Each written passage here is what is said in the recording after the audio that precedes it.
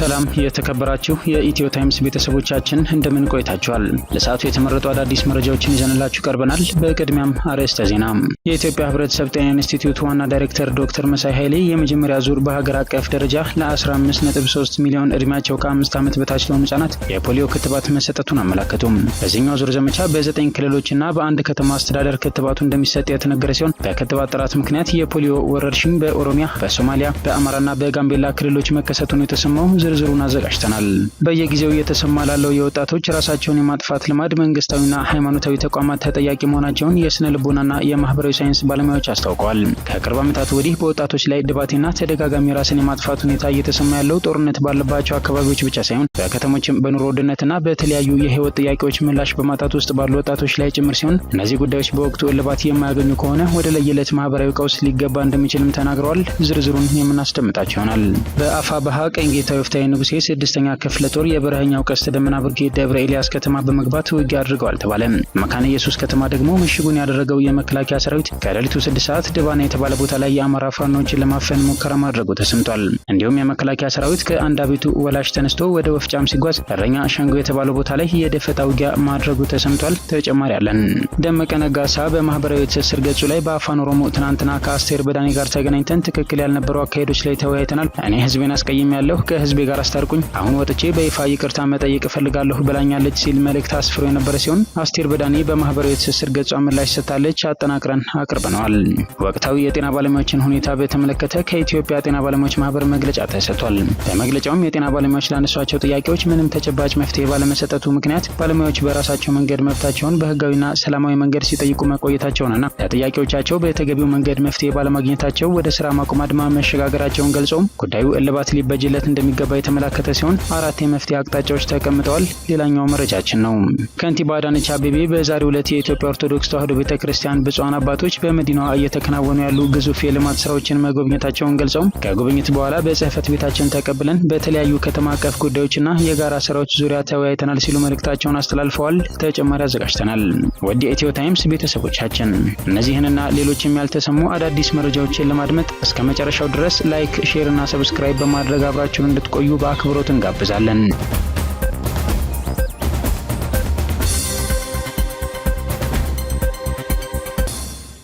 የመንግስትና የሃይማኖት ተቋማት ሚና አናሳ መሆን ለወጣቶች ራስን የማጥፋት ልማድ ገፊ ምክንያት እንደሆነ ተገለጸ። በየጊዜው እየተሰማ ላለው የወጣቶች ራሳቸውን የማጥፋት ልማድ መንግስታዊና ሃይማኖታዊ ተቋማት ተጠያቂ መሆናቸውን የስነ ልቦናና የማህበራዊ ሳይንስ ባለሙያዎች አስታውቀዋል። ከቅርብ ዓመታት ወዲህ በወጣቶች ላይ ድባቴና ተደጋጋሚ ራስን የማጥፋት ሁኔታ እየተሰማ ነው ያሉት የማህበራዊ ሳይንስ ባለሙያው አቶ ቦጋላ አንዳርጌ ጦርነት ባለባቸው አካባቢዎች ብቻም ሳይሆን በከተሞችም በኑሮ ውድነትና ለተለያዩ የህይወት ጥያቄዎች ምላሽ በማጣት ወጣቶች ጭንቀት ውስጥ እንደሚገቡ ተናግረዋል። እነዚህ ጉዳዮች በወቅቱ እልባት የማያገኙ ከሆነ ወደ ለየለት ማህበራዊ ቀውስ ሊገባ እንደሚችልም ተናግረዋል። በማህበረሰብ ውስጥ ያሉ ተሰሚ ሰዎች፣ ማህበራት፣ መንግስትና የሃይማኖት ተቋማት ወጣቱን አለሁልህ ብለው ሊታደጉት ባለመቻላቸው መጥፎ ልማዱ ቀጥሏል ሲሉ ባለሙያው አቶ ቦጋለ ገልጸዋል። በየጊዜው እየጨመረ ባለው የኑሮ ውድነትና መልካም ዜናና አጋጣሚ ያጣው ወጣት በተስፋ መቁረጥ ውስጥ ይገኛል ያሉት ደግሞ የስነ ልቦና ባለሙያዋ ጽጌረዳ ተክሉ ናቸው። ቀደም ባለው ዘመን ማህበረሰቡ በሃይማኖቱ በማህበራቱና በዕለት ተዕለት የህይወት ግንኙነት አማካኝነት ጭንቀትና ድባቴውን ሲያቃልል የኖረ ቢሆንም አሁን ላይ ግን ማህበራዊ ሚዲያውና ቴክኖሎጂው በራሱ ጭንቀትን ፈጣሪ ሆኖበታል ብለዋል። ወጣቱም እንደ ቀድሞው ጠንካራ ስነ ልቦና ያዳበረ ሆኖ አለመገኘቱና በዚሁ ስነ ልቦናው ላይ ጦርነትና የኑሮ ውድነት መታከሉ ለችግሩ መንስኤ እንደሆነበት ነው ጽጌረዳ ተክሉ የተናገሩት። በመሆኑም ግለሰባዊም ሆነ ማህበራዊ ቀውስ ሲፈጠር በዘርፉ ላይ የተሰማሩ የመንግስት ተቋማትም ሆኑ የሃይማኖት ተቋማት አፋጣኝ ምላሽ መስጠት ይጠበቅባቸዋል ሲሉ አመላክተዋል። ወጣቶች ተስፋ በመቁረጥ ራሳቸውን የማጥፋቱ ውሳኔ እንዳይወስኑ በስብዕና ግንባታ ላይ እየተሰራ መሆኑን በሴቶችና ማህበራዊ ጉዳይ ሚኒስቴር የወጣቶች ስብዕና ልማት ዘርፍ ዴስክ ኃላፊ አቶ አብዱ መሐመድ አስታውቀዋል። እስካሁን በስፋት እየተሰራበት ያለው ወጣቱን ከአደንዛዥ እጽ ተጠቂነት መጠበቅ ነው ያሉት የዴስክ ኃላፊው ከቅርብ ጊዜ ወዲህ ራስን የማጥፋት መረጃዎችን በስፋት እየሰማን ነው ብለዋል።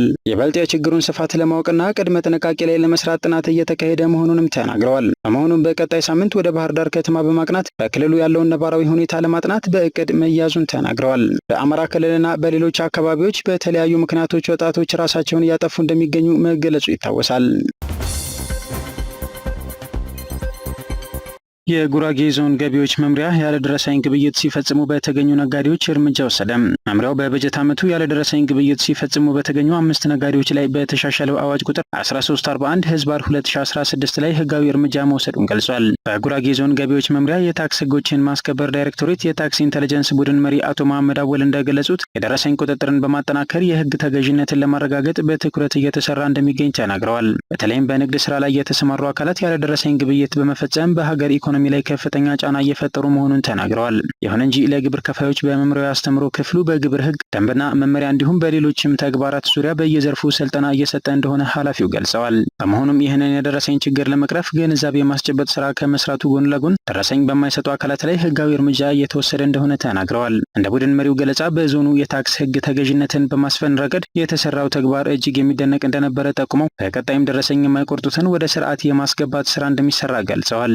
የታክስ ህግን ማሳደግ ለሀገር ኢኮኖሚ ግንባታ መሰረታዊ መሆኑን ያብራሩት አቶ መሐመድ በመምሪያው በበጀት ዓመቱ ያለደረሰኝ ግብይት ሲፈጽሙ በተገኙት 5 ነጋዴዎች ላይ በተሻሻለው ተጨማሪ እሴት ታክስ አዋጅ ቁጥር 8/2016 አንቀጽ 114 ንዑስ አንቀጽ 2 መሰረት ህጋዊ እርምጃ መወሰዱን ተናግረዋል። ክለውም በተሰጣቸው ግንዛቤ መሰረት ህግና ስርዓትን ተከትለው ደረሰኝ ከመቁረጥ ጋር ተያይዞ ውስንነቶች መኖራቸውን ገልጸው ይህንን ለማስተካከል በቀጣይ በትኩረት እንደሚሰራ የገለጹት ኃላፊው የታክስ ፍትሐዊነትን ለማስፈንና የህግ ተገዥነትን ለማሳደግ ባለፉት 9 ወራት መምሪያው በ261 ንግድ ተቋማት ላይ ክትትል በማድረግ 5ቱ ብቻ መስፈርቶችን ያሟሉ መሆናቸውን አንስተዋል። በቀጣይ እነዚህን ጉድለት ያሉባቸው ግብር ከፋዮች ከችግራቸው የማይወጡ ከሆነ በአዋጁ መሰረት አስተዳደራዊ እርምጃዎች እንደሚወሰድ ተናግረዋል።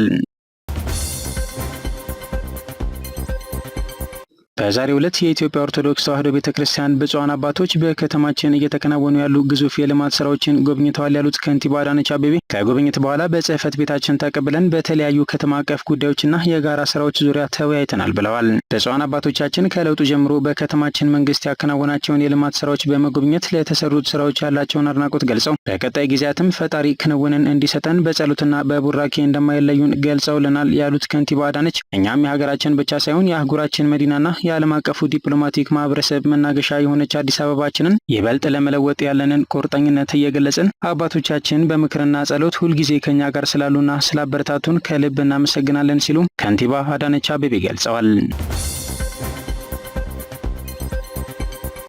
ስምረት ፓርቲ የመጀመሪያውን ጋዜጣዊ መግለጫ ሊሰጥ ነው ተባለ። በእነ አቶ ጌታቸው ረዳ የተመሰረተውና ከምርጫ ቦርድ ቅድመ እውቅና የተሰጠው ስምረት ፓርቲ የመጀመሪያውን ጋዜጣዊ መግለጫ በአዲስ አበባ እንደሚሰጥ አስታወቀ።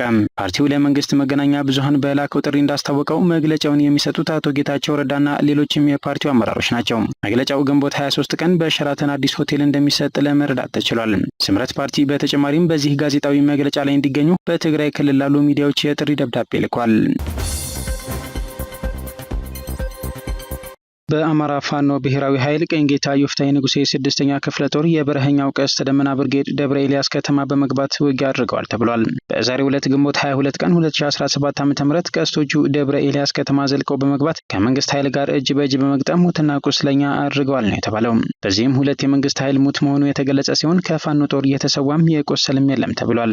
በተያያዘ ዜና መካነ ኢየሱስ ከተማ ምሽጉን ያደረገው የመከላከያ ሰራዊት ከሌሊቱ 6 ሰዓት ላይ ድባና የተባለ ቦታ ላይ የአማራ ፋኖችን ለማፈን ሙከራ አድርጓል ተብሏል። ድባና ቦታ ላይ ለግዳጅ የሄዱ ሻለቃ ብርቃየሁ ደምሴ፣ ሻለቃ ዳንኤል ደምሴ፣ አርበኛ ስመኝ ብርሃን፣ አርበኛ ሲሳይ ጽዳሉ፣ አርበኛ ጸጋይና ከመከላከያ የወጣና የሻለቃ ብርቃየሁ አጃቢ የሆነ ነው የተባለው አርበኛ ታሪኩ ሲሆኑ በ6 የአማራ ፋኖች ላይ ነው የአፈና ሙከራ የተደረገው ተብሏል። ነገር ግን ቀድሞ መረጃው የደረሳቸው ቦታቸውን ይዘው እንደነበር ነው የተመላከተው። በዚህም ጥቃት በመፈጸም ከሌሊቱ 6 ሰዓት እስከ ረፋድ 4 ሰዓት ድረስ ውጊያ የተደረገባቸው ቦታዎች ደስኳ፣ ድባና፣ ዳት፣ አዳራ፣ አጎና፣ ጓሳና ጥናፋ ናቸው። በውጊያውም ፋኖ ቁሳዊና አካላዊ ጉዳትን ማድረስ መቻሉን ነው ዘገባው ያመላከተው። ይህ በእንዲህ እንዳለ የመከላከያ ሰራዊት ከአንድ አቤቱ ወለሽ ተነስቶ ወደ ወፍጫም ሲጓዝ እረኛ ሸንጎ የተባለው ቦታ ላይ በተወሰደ የደፈጣ ውጊያ ከፍተኛ የሆነ ኪሳራ ደርሶበት ተመልሷል የተባለ ሲሆን በሌላ ግንባር ከአንድ አቤት ደቡብ አቅጣጫ ገነተ ማርያም ላይ ከአማራ ፋኖ ጋር ውጊያ ሲያደርግ እንዳረፈደና ተመሳሳይ ውጤትን ማስተናገዱ ተመላክቷል። ዘገባው የአሻራ ሚዲያ ነው። አይኤምኤፍ ለኢትዮጵያ ከሚሰጠው ብድር ውስጥ 260 ሚሊዮን ዶላር ሊለቅ ነው። ኢትዮጵያና የዓለም አቀፉ የገንዘብ ድርጅት አይኤምኤፍ ባለሙያዎች በተራዘመ የብድር አቅርቦት ሶስተኛ ግምገማ ላይ ከስምምነት ደረሱ። ግምገማው በአይኤምኤፍ ስራ አስፈጻሚ ቦርድ ሲጸድቅ የኢትዮጵያ መንግስት ከዓለም አቀፉ ተቋም ከሚበደረው 3.4 ቢሊዮን ዶላር ውስጥ 260 ሚሊዮን ዶላር ይለቀቅለታል።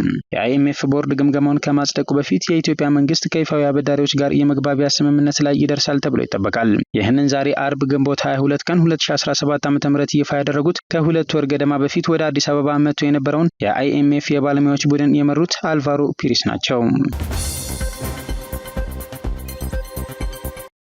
ደመቀ ነጋሳ ከኦሮሞ ህዝብ ጋር አስታርቆኝ ብላለች ያሉ ሲሆን አስቴር በዳኔ በበኩሏ ሲጀመር ከኦሮሞ ህዝብ ጋር ጸብ የለኝም ብላለች። ምክክር ኮሚሽን ላይ የተገኙት አክቲቪስቶቹ ደመቀ ነጋሳና አስቴር በዳኔ ሲወጡ አልተስማሙም። ደመቀ ነጋሳ በማህበራዊ ገጹ ላይ በአፋን ኦሮሞ የሚከተለውን መልእክት ያሰፍራል። ትናንትና ከአስቴር በዳኔ ጋር ተገናኝተን ትክክል ያልነበሩ አካሄዶች ላይ ተወያይተናል። እኔ ህዝቤን አስቀይሜያለሁ፣ ከህዝቤ ጋር አስታርቁኝ፣ አሁን ወጥቼ በይፋ ይቅርታ መጠየቅ እፈልጋለሁ ብላኛለች። ሰው ይሳሳታል፣ ዋናው ስህተትን አምኖ ይቅርታ መጠየቁ ነው። አባቷ አፋን ኦሮሞ ባለማስለመዱ ይቆጫታል ሲል መልእክት አስፍሮ ነበር። ከዚያ አስቴር በዳኔ በማህበራዊ ትስስር ገጿ ላይ ምላሽ ሰጥታለች። ባካችሁ በውሸት ዘገባ ሰውን አታምታቱ፣ ሲጀምር ከኦሮሞ ማህበረሰብ ጋር ጸብ የለኝም፣ አባቴም ወደ ጌታ ሄደው በ7 ዓመቴ ነው ስትል አጭር መልእክት አስተላልፋለች።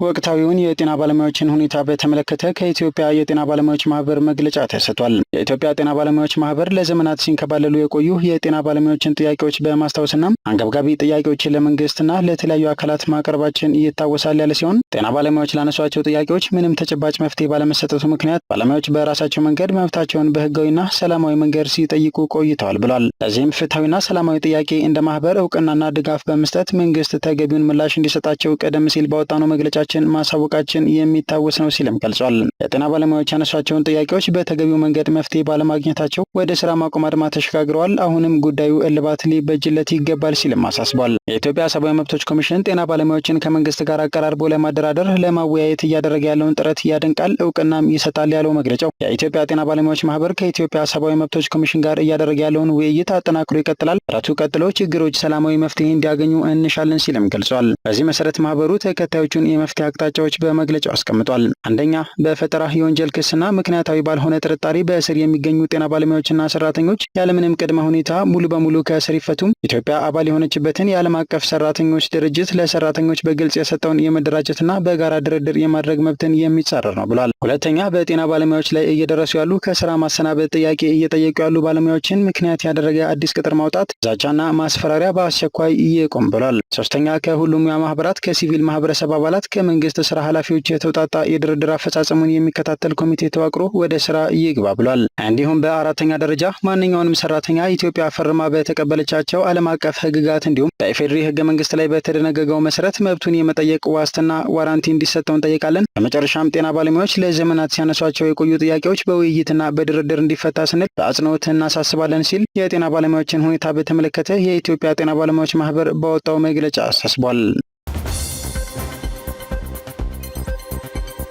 ከኤርትራ መንግስት በይፋ ለሚቃጣው የጠባጫሪ ንግግር መንግስት በሰላማዊና ዲፕሎማሲያዊ መልኩ ምላሽ መስጠት እንዳለበት የምክር ቤት አባላት ገለጹ።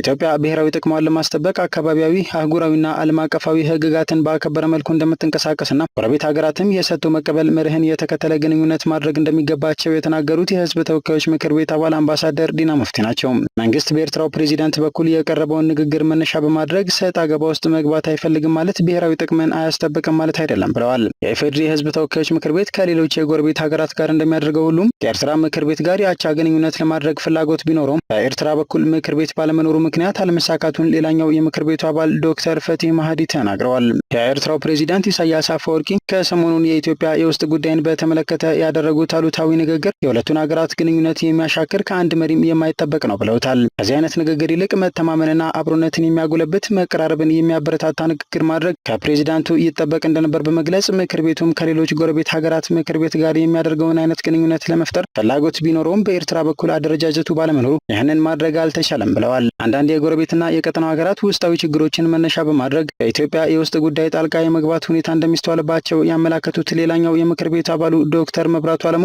አሁን ላይ ውስጣዊ ችግሮችን በሀገራዊ ምክክር ኮሚሽኑ በኩል በፍጥነት መፍታት እንደሚገባ አመላካች ነው ብለዋል። የውጭ ጉዳይ ሚኒስቴር በበኩሉ ኢትዮጵያ ለጎረቤት ሀገራት ጠባጫሪ ንግግር ከሰላማዊ አማራጭ ያለፈ ምላሽ እንደማትሰጥ ማስታወቁ ይታወቃል። በ9 ክልሎች ለ15 ሚሊዮን ህጻናት የፖሊዮ ክትባት ሊሰጥ ነው ተባለ። ሁለተኛ ዙር የተቀናጀ የፖሊዮ ክትባት ዘመቻ ማስጀመሪያ መርሃ ግብር በአዳማ ከተማ ተጀምሯል። በማስጀመሪያ መርሃ ግብሩ የኢትዮጵያ ህብረተሰብ ጤና ኢንስቲትዩት ዋና ዳይሬክተር ዶክተር መሳይ ኃይሌ በመጀመሪያ ዙር በሀገር አቀፍ ደረጃ ለ15.3 ሚሊዮን እድሜያቸው ከ5 በታች ለሆኑ ህጻናት መስጠቱን አመላክተዋል። በክትባት ጥራት ምክንያት የፖሊዮ ወረርሽኝ በኦሮሚያ፣ በሶማሌ፣ በአማራና በጋምቤላ ክልሎች መከሰቱን ዶክተር መሳይ ተናግረዋል። በዚህኛው ዙር ዘመቻ በ9 ክልሎችና በአንድ ከተማ ክትባቱ እንደሚሰጥ አመላክተዋል። የኦሮሚያ ጤና ቢሮ ምክትል ቢሮ ኃላፊ ዶክተር ተስፋዬ ክበበው ክትባት የትኛውንም በሽታ ለመከላከል የሚሰጥ የመጀመሪያው የህክምና አገልግሎት መሆኑን በማመላከት ሌሎች ዓለማትም ይህንኑ በመተግበራቸው ወረርሽኞችን አስቀድሞ ለመከላከል መቻላቸውን ተናግረዋል። አሁን ላይ በዓለም ላይ የተሻለ ውጤት እያስገኘ የሚገኝ ክትባት የሚሰጥ መሆኑን በማመላከት በመጀመሪያ ዙር በክልሉ ለ8.4 ሚሊዮን ዜጎች ክትባቱ መሰጠቱን በማመላከት በሁለተኛ ዙር በክልሉ ለ8.6 ሚሊዮን ህጻናት ክትባት ለመስጠት መታቀዱን ተናግረዋል። ሶሪያውያን በጦርነት ወደ ወደሙ የቀድሞ መንደሮቻቸው እየተመለሱ ነው ተባለ።